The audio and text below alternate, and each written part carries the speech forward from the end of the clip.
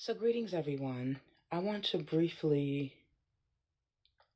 talk about the Alexa videos where the children are, for some odd reason, the moment that the parent says the name Alexa, the children are getting frightened, running, screaming, crying, and the majority of them not apparently, the majority of them are dropping down immediately to the floor with their hands out, palms face down, head directly to the ground, and they are basically, I guess you wouldn't say kneeling, but they are bowing.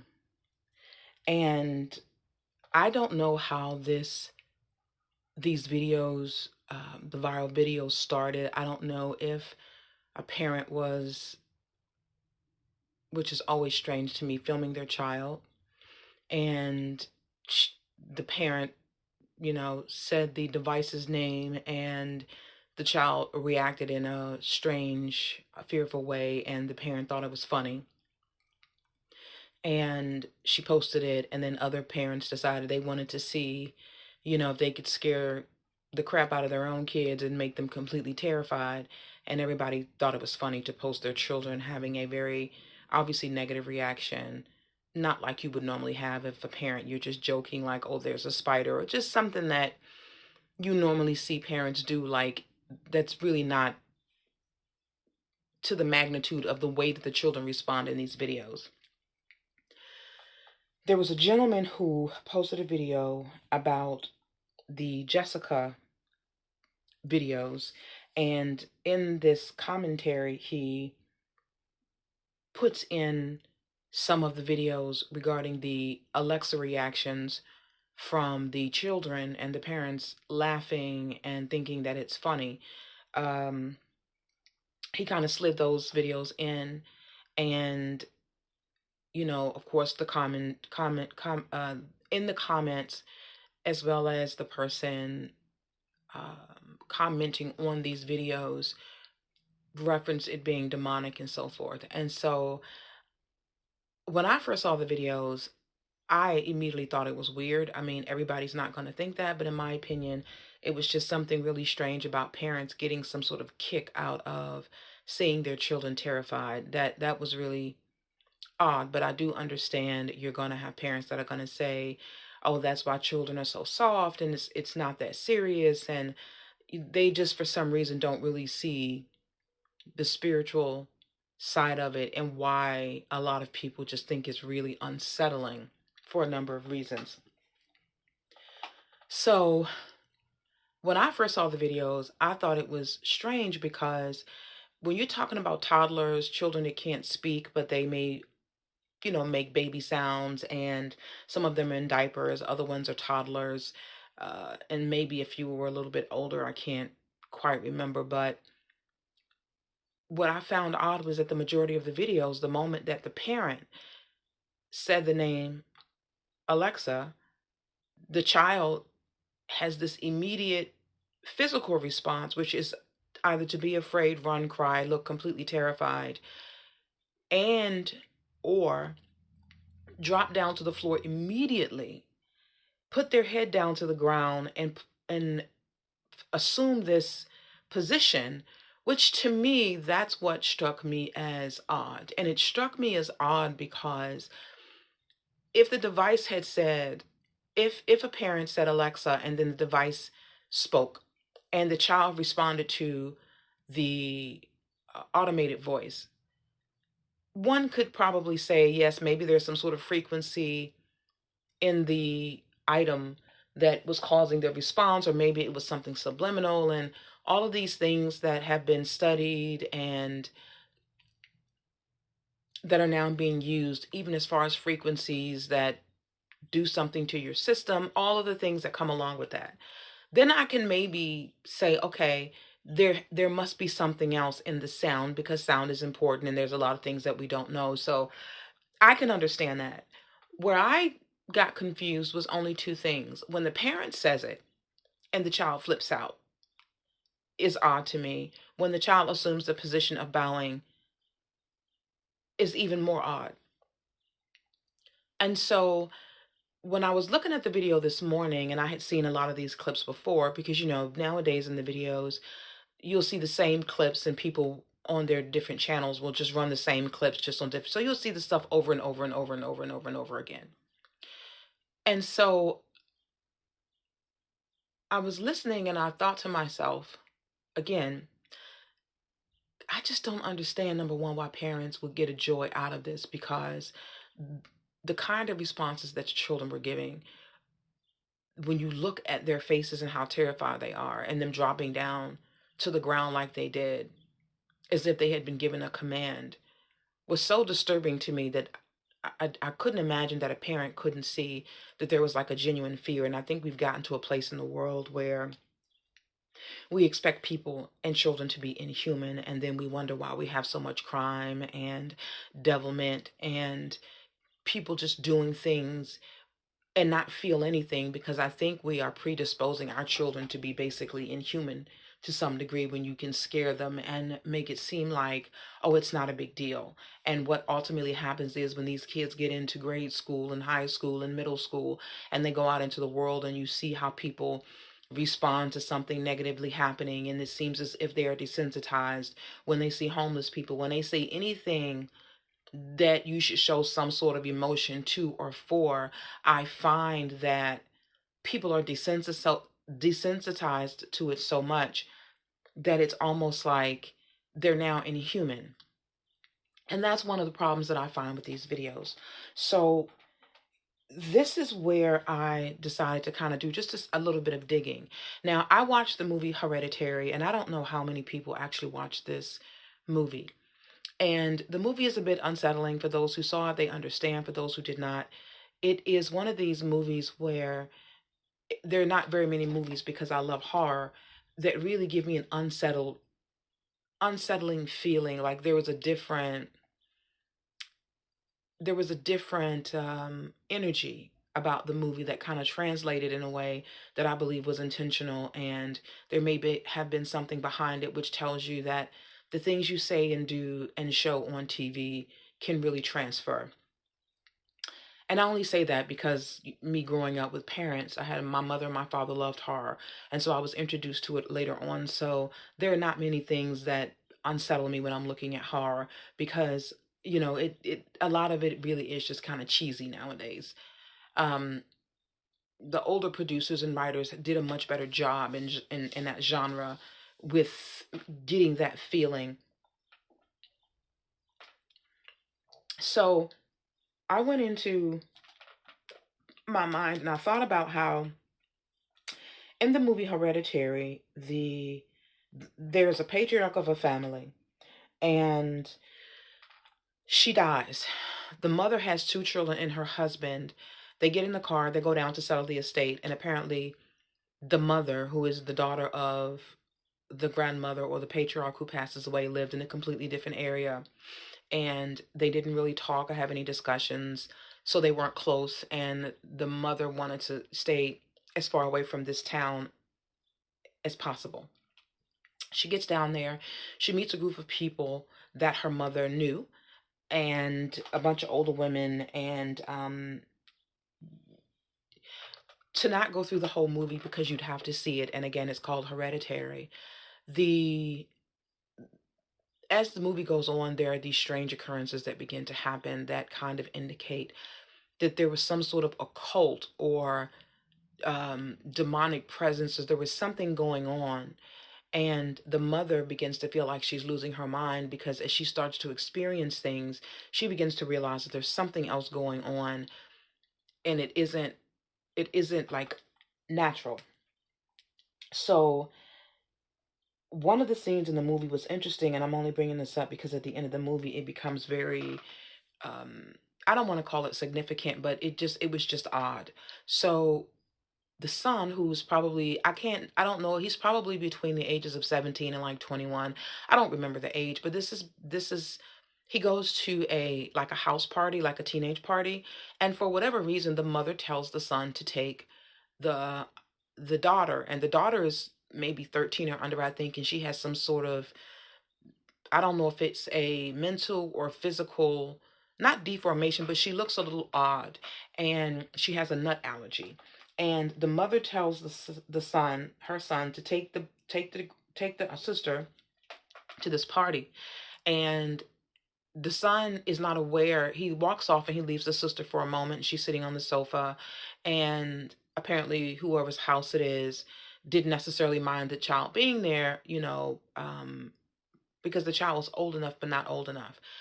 They were making a cake in the kitchen, and the person who was making the cake was chopping up nuts, and they put the nuts in the cake and offered a slice to the little girl. I guess unbeknownst to anyone that she had a peanut allergy, and because the brother had walked off, he wasn't able to tell anybody that. So it was just one of those freak things. This becomes significant because the mother becomes increasing. She becomes it. It's obvious that as time goes on, the fact that she not necessarily made her son take the daughter to the party, but she pretty much feels guilty because I guess the son didn't want her to go, and the mother insisted, and maybe it was because she just kind of didn't want to be bothered. Maybe she was overwhelmed by the planning of the funeral and everything that was going on, but that was poignant.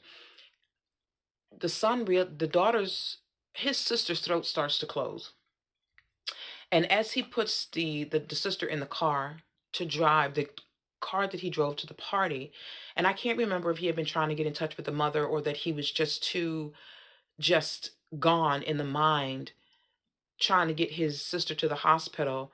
He was pretty much in shock by the whole ordeal. But he gets the daughter in the car, his sister in the car, and they're driving. They're trying to make it to the hospital. And while he's taking the daughter or his sister to the hospital, she sticks her head out of the window, I guess, to get some air. And while this is happening, and the son is driving, and he's kind of in this like dead stare because he's pretty much just in complete shock and guilt and a whole number of things. The daughter sticks her head out of the window, and there's this huge light pole. And as he's driving, I guess he got too close to the light pole, and the daughter becomes decapitated by the speed of the car and the way her head was positioned. The pole just takes the child's head off. So at this point, he's pretty much just, you can imagine that type of trauma. Okay, we'll speed past everything else and get to towards the end of the movie. There's supposed to be some sort of possession that takes place of the son, because the premise of the movie is the mother, and the children's grandmother was a part of some sort of a cult, and they were trying to bring on, I guess, the demon king, and it needed a host. And so from the moment that the mother and her children and her husband got down there to, tie up the loose ends of the business, she wasn't aware that everything that had happened up until that point was a setup to, give this entity a host, right? And so I remember at the end of the movie, after this possession takes place of the mother ends up becoming possessed, and the son becomes the host of whatever this deity is. And at the end of the movie, he's walking up to the attic, and it was one of those old school attics where there wasn't actually a flight of stairs. It was the ladder that you pull down from the ceiling, and all of us know what those looked like. Even though a lot of homes don't have those, the newer homes don't have those nowadays. So the demon and him being the host body walks up these stairs, and when he gets to the landing, to preface, in the earlier in the movie, they had a body in the attic of the mother's home, that I guess was left to the daughter that they were going to sell or what have you. And um, when the son goes up to the attic, where I guess something else was supposed to happen, because somewhere during the movie there's some sort of activity in the attic, and there was a body up there that the mother didn't know about. So it was just a lot going on. But the son ends up back in this particular place. But when he walks up the stairs, there are all of these bodies that are in the circle surrounding him once he gets to the top, to the landing. And all of the bodies are headless, but they are in this position, as you see in these videos of the parents seemingly thinking that it's absolutely hysterical to traumatize their children by saying Alexa, and the child assumes this position with their head on the ground. And it reminded me of the Nation of Islam, or in some Muslim countries when they go to the mosque and they get down on their knees, They bend all the way over and they put their head to the ground, and then they take their hands and they place them on the floor, palms wide open, but face down. We all can kind of gather what that looks like. And then if you don't know, you can go to the videos and you can see the children assume this bowing position and they just go flat down to the floor. And what's very interesting about that is that, again, hearing an automated voice from the actual device is one thing, but hearing it from your mother and you assume this position, to me, is quite odd. And I'm gonna tell you why it's quite odd, because why would saying that name automatically make a child do that? Now, I remember there was another movie or a video of a woman saying that she had a device in her child's room that you turn on and it made like certain sounds to put the child to sleep. And she was saying that one day she was in the room or she was hearing some sort of talking or sound, and she noticed that it was coming from the device. And she thought it was weird, and she did some more investigation, and I can't remember everything about what she was saying, but she ended up removing the device because she felt like there was some sort of, like, dogs can hear dog whistles, or certain animals can hear and see things that we can't, and them messing with frequencies and learning how to put out subliminal messages, and them learning that sound um, is very powerful, and you can condition someone to think and feel certain things just through frequency. And also how I learned that I learned that well, I learned that that's a very real thing, as far as frequencies. And oh, also, I recently found out that sometimes when you're watching these videos or things like the court shows, and you notice that whenever they're taking a break or they're cutting to another scene, they would show this bright flash of white light. And I always thought that was weird because I kept trying to figure out what is the point of the light, and the light is very irritating. And I also found it interesting because some places you go, or some movies or videos you watch, they'll send a warning saying, these flashing lights, if you have, can cause seizures. I also know that what's also very interesting is there are these movies and certain commercials and certain scenes where they'll do this rapid scene flash, where there will be all of these images flashing. Literally, they can flash like 100 images like in a millisecond. And some movies will do that at the beginning. It'll be like this weird thing. And I've always thought it was odd, because I'm like, me already having the type of mindset of being told about movies and the things that they can do in videos, I was always in the mindset of, I'm thinking they're trying to plant something in my brain, but because the images are going so fast and the mind is very powerful, whether I realize it or not, something in those images has went into my brain. Now, because I'm conscious of it, it makes it easier to combat it. Some people, that might sound strange. Other people may understand what I'm trying to get at. So I'll close my eyes or not watch when I start to see the flashes of light or these images that are moving really fast in movies or shows, because it's just something about it to me that just seems odd. And all of the research that I've seen and heard about suggests that, there's no telling what's in those images that are so quickly, but your mind is picking it up. So the mother had made a comment about how through all of her research, she found out that whatever this baby monitor is, or whatever this thing was, while the child was sleeping, could possibly be sending out things while they're sleeping. So subconsciously, the child is absorbing information or sounds or things, or if they're saying it's rain sounds or whatever it is that. Or the sound of the womb or water to keep these children sleeping. She was saying she realizes she doesn't really know what is subliminally in these things that is affecting the child, and that relates to children being able to see spirits and G-mom, Pawpaw after they pass, and you'll see videos of children having the ability to see passed on loved ones or spirits, the same way dogs can see things as well, because children are very innocent and they're more receptive to be able to see and sense things like that. Now, I said all of that to say that um, I just thought it was really odd for the parent to say the name and them have the same response and not have it come out of the audio equipment. That's the thing that struck me as really strange and caused me to dig. And so, I Googled the name Alexa, and they said that the reason why they chose the name Alexa is because X symbolizes the AI. It gives the device, when you say X, that X, that pronunciation allows the machine to come to life, because when they hear X, they know that they're being summoned, so to speak. We also know that in electricity or in electromagnetic areas, spirits can pass through and Um, that's why when they have those equipments, you can hear things that you wouldn't normally hear audibly.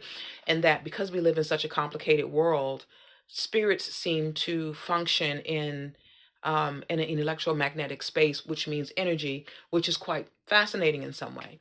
So, with that said, I say that to say that everything that we've heard about what could possibly be going on, and it was also stating that we all know that the internet is the beast system, and we have all trained AI to replace us and our jobs, and we didn't know it. We are now in the video game, and the people that are being played with, so to speak, we are now in the Truman Show um, movie. We were playing video games, and now they say the video game is playing us, meaning now we are now in the metaverse as it relates to now we're being watched. And so in some of these videos where they're talking about, are we really real, or are we already living in the metaverse? And I would say no, we were not. We were introduced to it when we started accessing the internet, and we thought it was there to help us, or make it, or for to make our lives easier, when we were just pretty much deceived, because easy and things that are easy and easy accessible didn't necessarily mean better. It just meant that not only are we going back to that, but we are we have now they have now masterminded our own demise. And so there is no question, when you've seen videos, for those who have listened and pay attention, and who thinks that ignoring it is going to make it go away, or that it doesn't exist. And for those who just say, listen, whatever's going to happen is going to happen. I don't care. I'm just going to live my life, and I'm not going to live in that type of world. If I wake up one day and we're in it, then so be it. And so I have no dog in that fight. But I'm just speaking in terms of ultimately, whatever's going to happen is going to happen, whether you choose to ignore it or acknowledge it now. We're still going to be in the same area, because people had the idea that they didn't have any control over it, when all they had to do was stop playing the game, which is not being connected to the system. And the majority of people's money comes off of the internet. Even conspiracy theory video channels and all of those things, even though they are making us aware of what's happening, it still doesn't do us any good, because the people that are making money off of the amount of views that they get on this and making us aware of it, it's still a double-edged sword, because yes, they are benefiting by money, period. They are getting a reward for it.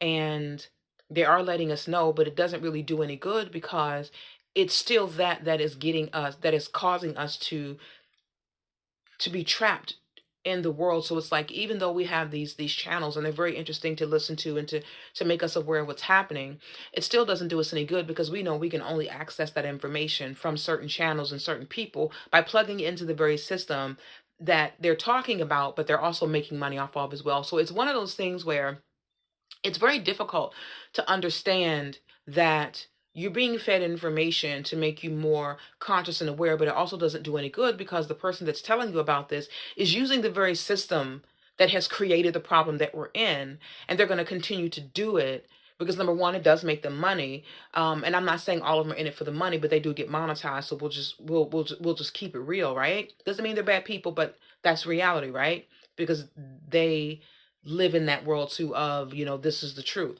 So it's one of those things that's very difficult, right? And then they've made it so that, people are losing jobs, and now they're depending on YouTube channels, and everybody's just got to start a channel now, because they have to generate some sort of income. They have to generate a side income. You have people that have been laid off from work that have said, I had to start this channel to document my journey about now being laid off. But pretty much all of us, whether the internet came or not, we pretty much know what it's like to be out of work, to look for work. That's not really a journey. It's just somebody else's life, and they got laid off, and we're watching what they specifically do. So it's none of these things are, and I'm not discounting it or trying to be funny, or I'm not trying to do any of that. But what I'm saying is, a lot of it really is um same story, different day, different channel. It's not any. It's just part of what we have put ourselves into.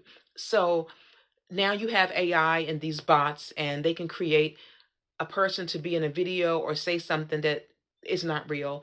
They have people that um, are now realizing that their whole channel can be taken over literally by an AI bot, and there's nothing that they can do, because the majority of people can't distinguish between the AI generated version and you, and how now they own your likeness, and whether you like it or not. If you have 4 million subscribers and you're on this channel, one day they can pretty much do away with you, and you can still be running this channel, and it not even be you, but nobody knows that. You can have a person that has a channel that has now created their own AI, and they're sitting over somewhere traveling the world, and you think you're watching the person and you're not. You have now this whole idea of the whole idea of the things that are happening with I'll call them the e-files, and the thing that happened with things that are happening that are very important. um and I'll start a part two in just a moment.